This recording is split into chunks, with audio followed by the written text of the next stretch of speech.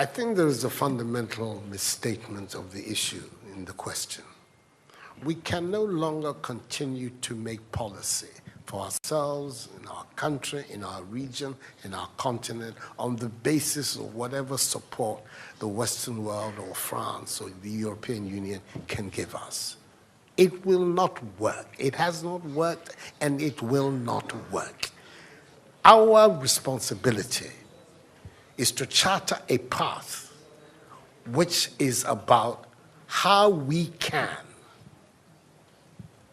develop our nations ourselves. It is not right for a country like Ghana, 60 years after independence, to still have its health and education budgets being financed on the basis of the generosity and charity of European taxpayers. By now, we should be able to finance our basic needs ourselves.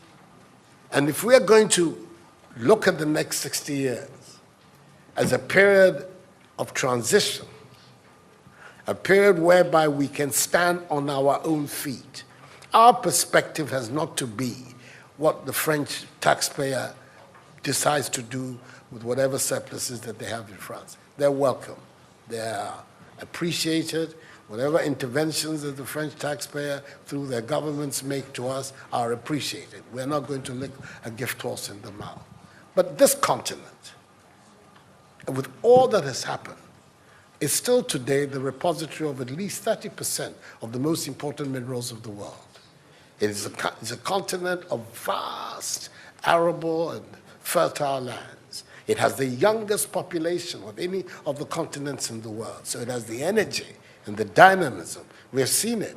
These young men who are showing so much resilience and ingenuity in crossing the Sahara, finding ways to go across with rickety boats across the Mediterranean to really, those energies, we want to have those energies working inside our countries.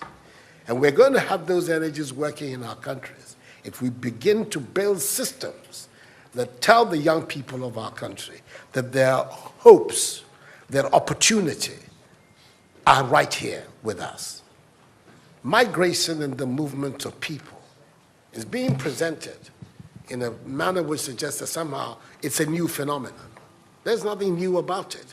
It's as old as man, the movement of people. And it has always been linked to the same thing: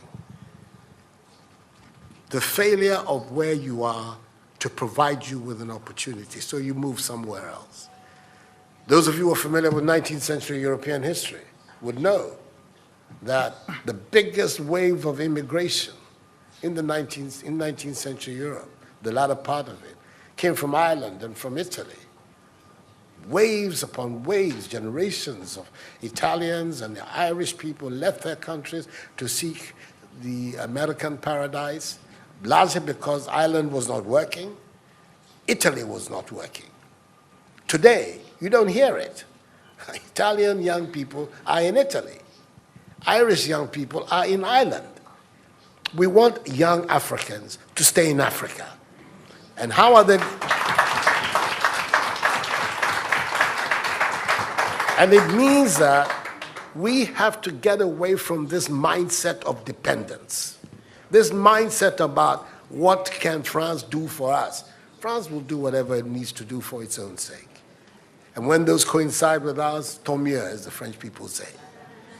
But our main responsibility as leaders, as citizens, is what we need to do to grow our own countries. What are the institutions that work that would allow us to have good governance, to have accountable governance, to make sure that the monies that are placed at the disposal of leaders are used for the interests of the state and not for those of the leaders, to have systems that allow for accountability, that allow for diversity, that allow for people to be able to express themselves and contribute to fashioning the public will and the public interest.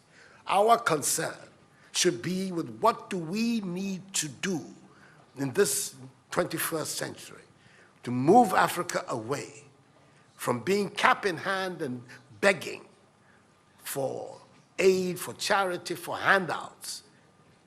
The African continent, when you look at its resources, should be giving monies to other places.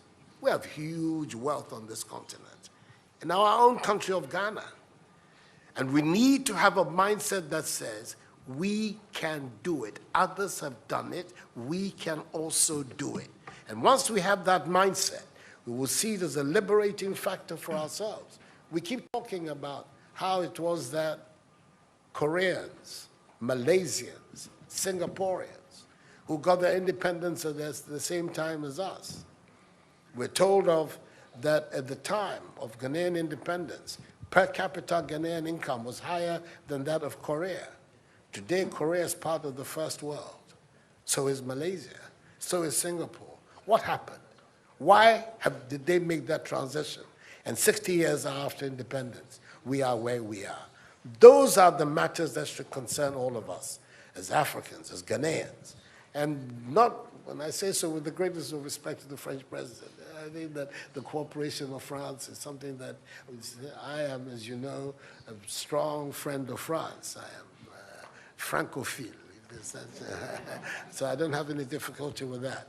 But I'm talking about our own propulsion, what we need to do to get our countries to work so that we can create the conditions that would allow our young people to forego this hazardous effort to get to Europe. They're not going there because they want to. They're going there because they don't believe they have any opportunities in our countries. So that should be our focus.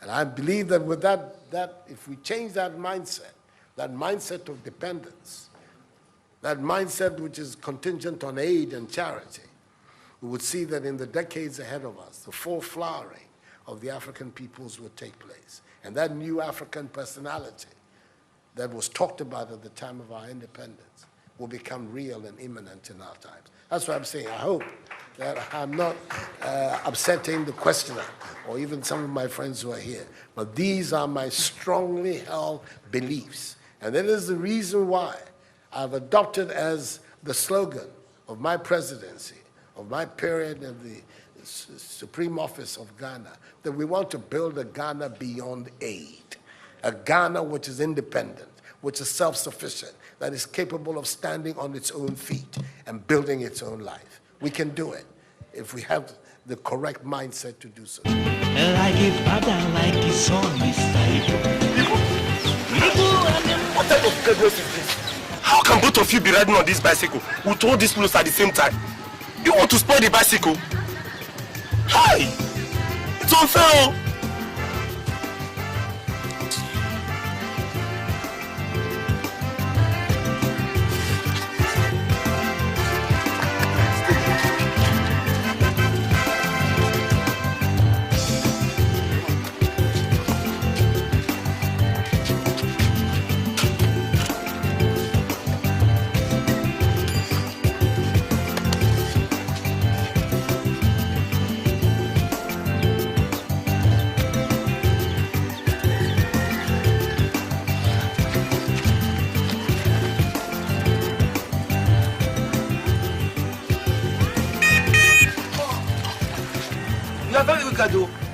How can you guys on the best? Your father is trekking.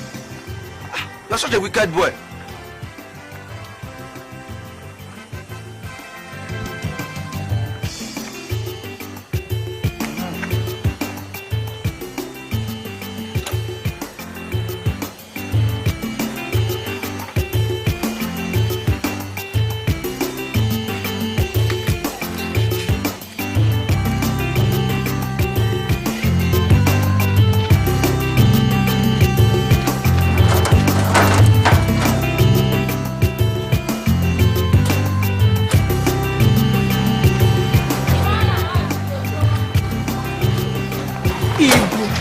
You are heartless.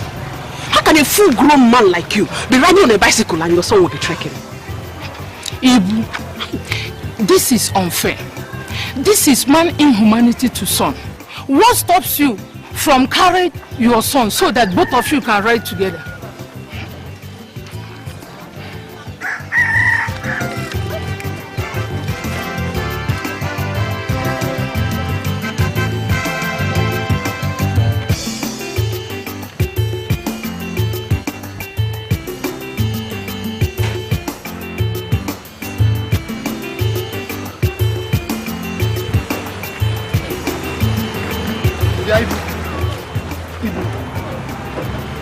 Why are you suffering yourself? Can't you and your son ride on this bicycle instead of punishing yourself? I mean, this is foolishness. You people are funny. You are funny. Papa, why is it that whatever we do, people must complain? Yeah, because whatever you do in this world, people must talk. Papa, so what can we do so that people will not talk? To die? Die? Yes. But you die first, so that I'll bury you. You said? You die first, so that I will take over the bicycle. Upon all these bad things you've been doing before. You see this bicycle? We're going to leave it here. Huh? It is the cause of all the problems we have been having since.